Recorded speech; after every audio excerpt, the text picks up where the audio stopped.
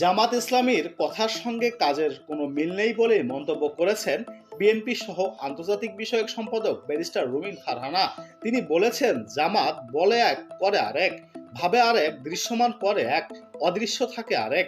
NCP, BNP বা আওয়ামী লীগের কথা যদি বলি, এসব দল প্রত্যেকে কি করছে আর কি করছে সেটার মিল পাওয়া যায়, একটা ব্যালেন্স খুঁজে পাওয়া যায়। কিন্তু জামাত ইসলামী কি বলছে আর কি করছে এটার কোনো মিল নেই। সম্প্রতি একটি বেসরকারি টেলিভিশনের এক টক শোতে পিআর ইস্যুতে জামাতের প্রসঙ্গ টেনে এসব কথা বলেন ব্যারিস্টার রুমিন ফারহানা।